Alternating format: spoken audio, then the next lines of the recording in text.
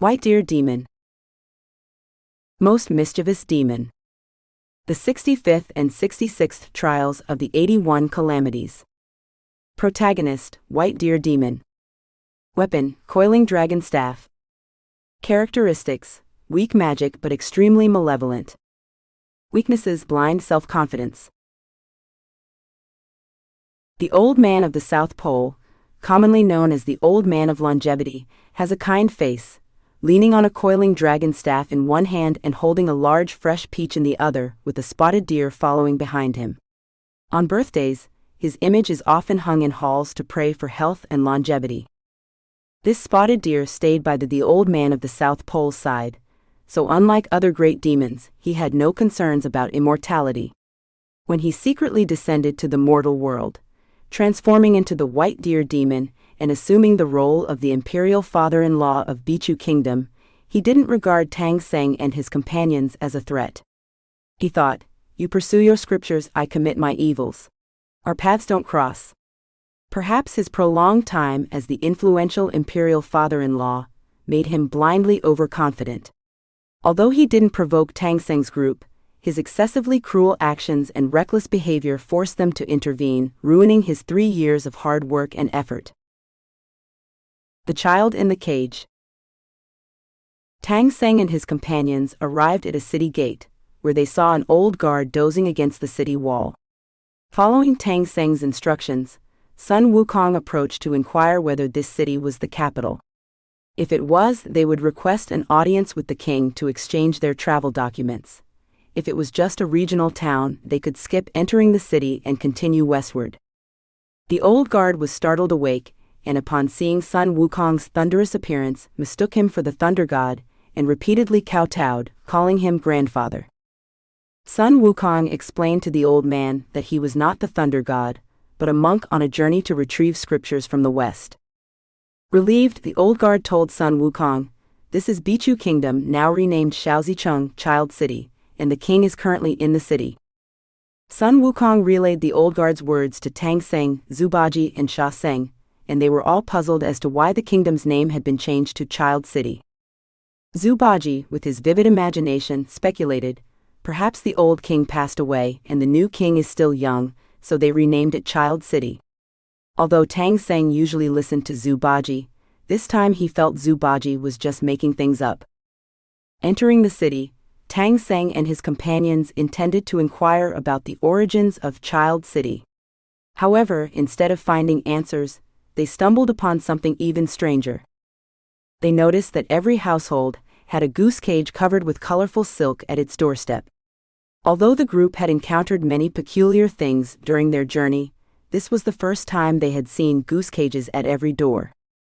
Curious, Sun Wukong transformed into a bee and flew into several goose cages to see what was inside. To his shock, Sun Wukong found that each cage contained a boy about 5 or 6 years old. He reported this to Tang Seng, and the group felt that something was very wrong. As they pondered the unusual custom, they came across an inn. The group entered the inn to seek lodging. The innkeeper, upon learning that they were monks from the Tang dynasty, warmly welcomed them and arranged for food and rest, even promising to take them to the royal court the next day to exchange their travel documents. After settling in, Tang Seng questioned the innkeeper about why every household kept a goose cage with a child inside. The innkeeper, however, refused to explain, and urged Tang Seng to rest and focus on their journey after exchanging the documents, advising them not to meddle in others' affairs. Unwilling to let it go, Tang Seng insisted on getting to the bottom of the matter, holding on to the innkeeper until he relented and explained. It turned out that there were precisely 1,111 goose cages, each containing a boy aged 5 or 6. These children were selected to be kept in the cages, so that their hearts and livers could be used as medicine to prolong the life of the king, who had ruined his health through indulgence in women. Because of this inhumane practice, the people were filled with anger and secretly renamed the kingdom Child City. Using children as medicine? All these troubles arose because the White Deer Demon secretly descended to the mortal world while the Old Man of the South Pole and Lord Donghua were playing chess. 3 years ago, the white deer demon took the opportunity to descend and met a white-faced fox at Willow Slope, 70 miles from the kingdom of Bichu. The two demons became close, and plotted to gain immense power, wealth, and indulge in their desires. The white deer demon devised a plan. The fox transformed into a beautiful girl resembling Guanyin Bodhisattva, while the white deer demon turned into an old Taoist, claiming to be her father. The king, though already having 3,000 concubines, was captivated by the girl's beauty, and appointed the Taoist as his father-in-law, neglecting his duties and indulging in pleasure until he ruined his health. The palace physicians were helpless, but the father-in-law claimed to have a secret remedy from overseas to prolong life, requiring the hearts and livers of children as ingredients. In reality, these child organs were meant for the white deer demon, who knew it would be difficult to gather 1,111 children's hearts without the entire nation's effort, so he devised this scheme. The innkeeper, unaware that the father-in-law was the white deer demon, recounted to Xuanzang how the king fell ill, the father-in-law searched for medicine, and how the ingredients were terrifyingly potent. Upon hearing this, Xuanzang wept and cursed the foolish king for caring only about his pleasure and not the lives of his people, willing to eat children's hearts to extend his life. Xuanzang comforted him, suggesting they meet the king the next day, suspecting that the father-in-law might be a demon wanting to eat the hearts himself. Sun Wukong agreed, proposing they confront the father-in-law tomorrow and if he is indeed a demon, capture him to save the children. However, Xuanzang, worried about the safety of the children, couldn't rest easy. To reassure his master, Sun Wukong cast a spell to summon a strong wind, calling upon the local keepers and deities to protect the children, ensuring they wouldn't be frightened or hungry. After dealing with the demon and persuading the king to spare the children's lives, the children would be returned to their homes. The gods, upon hearing that it was a virtuous deed, immediately agreed to help. In an instant, all the goose cages in the city were carried out by the wind. This marks the 65th trial on Xuanzang's journey to the west, rescuing the children of Bichu Kingdom. Say something heartfelt.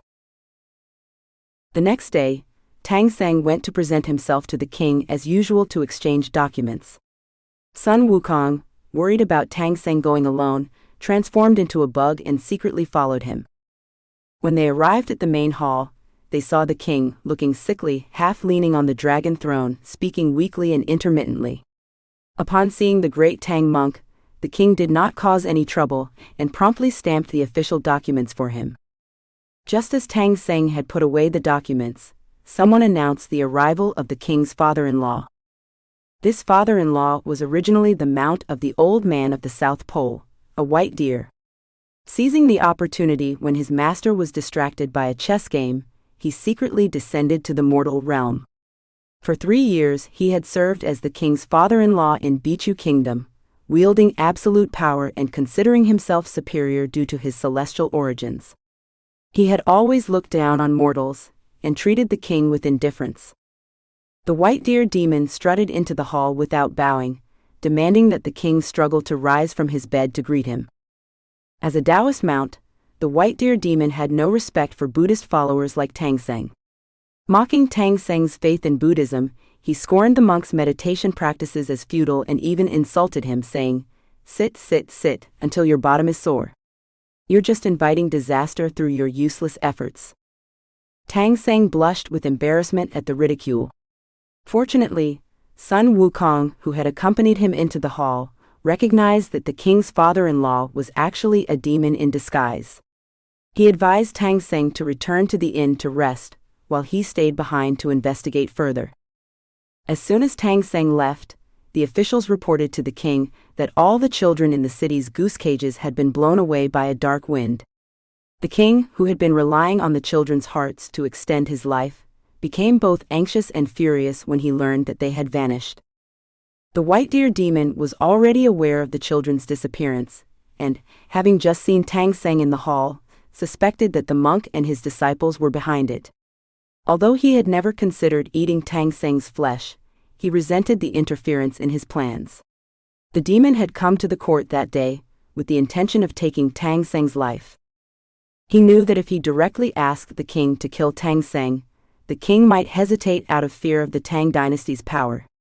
Seizing the opportunity presented by the children's disappearance, the white deer demon suggested that Tang Seng's heart would make an even better ingredient for the elixir than the children's hearts, confident that the king would follow his advice. The white deer demon suddenly changed his attitude and said to the king, "Your Majesty, there is no need to worry. The fact that these children were swept away by the wind is a sign that heaven is protecting you. Today in the court, I saw that Tang Seng is a virtuous man who has cultivated for 10 lifetimes. His heart is far more potent than the hearts of countless children. If we use Tang Seng's heart with my medicine, it will surely ensure your long life for thousands of years." Upon hearing this, the king was overjoyed and immediately ordered it to be done. However, the white deer demon hadn't anticipated that Sun Wukong was in the hall, hearing every word of his plan. Sun Wukong quickly flew back to the inn and detailed everything he heard to his master. Tang Seng, terrified, began to tremble, but Sun Wukong came up with a plan. He molded a monkey face from mud and stuck it onto Tang Seng's face, while he himself transformed into Tang Seng, intending to face the demon in the hall. Though Tang Seng escaped the fate of having his heart cut out, he suffered from a headache caused by the mask made with Zhu Baji's urine and mud, but he dared not complain. The white deer demon, thinking Tang Seng was about to die by his hand, was overjoyed. However, he had no idea that the Tang Seng before him was actually Sun Wukong in disguise. Not only could Sun Wukong regenerate his heart if taken, but even if his head were cut off, it would grow back. Sun Wukong, upon hearing the king say he wanted to use his heart as an ingredient for the medicine, was completely unafraid and even joked, "I have many hearts, which one do you want?" The white deer demon, still holding a grudge against Tang Seng and his companions for meddling, snarled, "I want your black heart." Sun Wukong, unbothered, laughed and said, "Sure. If I have a black heart, you're welcome to take it." In the entire hall, only the foolish king, unaware of the situation, thanked Sun Wukong for offering his heart. He then proceeded to cut open Sun Wukong's chest, only to see a string of hearts tumble out, red, white, yellow. All sorts of hearts representing greed, fame-seeking, jealousy, competitiveness, ambition, arrogance, malice, cruelty, fear, caution, deceit, and countless other vices, but not a single black heart. The king, having never seen such a sight, was terrified and shouted, "Quickly put the hearts back." Sun Wukong used his magic to return all the hearts to his chest, and then turned to the white deer demon, saying, "Now it's time to take your black heart as the medicine ingredient for the king." Realizing that the person before him was not Tang Seng but Sun Wukong, the white deer demon grew fearful. As a mount of the old man of the South Pole, he was well aware of Sun Wukong's power and immediately tried to flee. Sun Wukong, however, was determined to settle the score after being mocked for so long and pursued him on a cloud.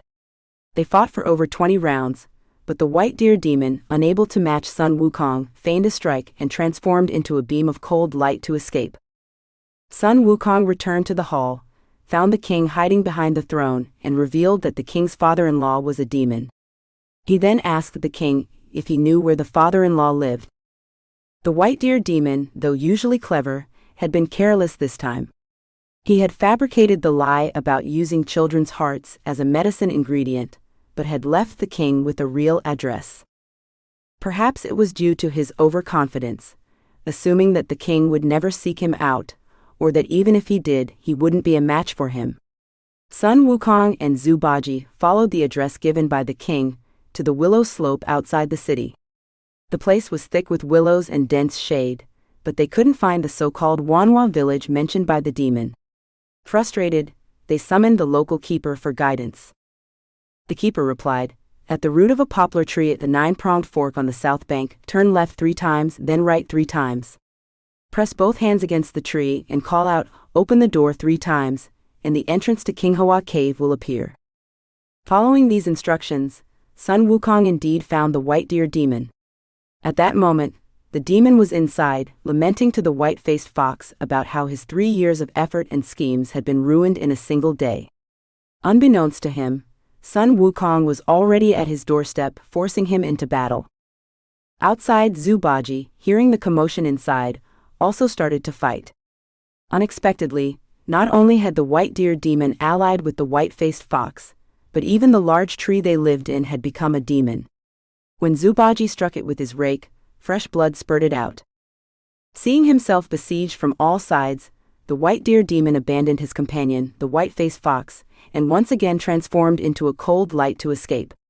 However, no matter how fast he fled, he couldn't outrun his master, the old man of the South Pole. Under the old man's scolding, the white deer demon was forced to revert to his original form. Despite his deep reluctance, he couldn't even fully express his sorrow for his slain companion, the white-faced fox, before the old man silenced him with a slap, leaving him no choice but to watch helplessly as his cave was burned down. He then carried the old man back to the restrictive confines of heaven, losing his freedom once more. As for the king, he ended up with an unexpected reward, eating 3 fire dates from the old man, granting him long life. Meanwhile, the children in the city, after the white deer demon's departure, were safely returned home under the protection of various deities. The entire Bichu kingdom rejoiced, while the white deer demon, after all his mischief, lost his companion, his home and his freedom, gaining nothing in return. In this ordeal, Tang Seng and his disciples helped the king discern who was truly kind-hearted and who was the evil demon. Thus the 66th trial on their journey to the west was named, Distinguishing the True from the False.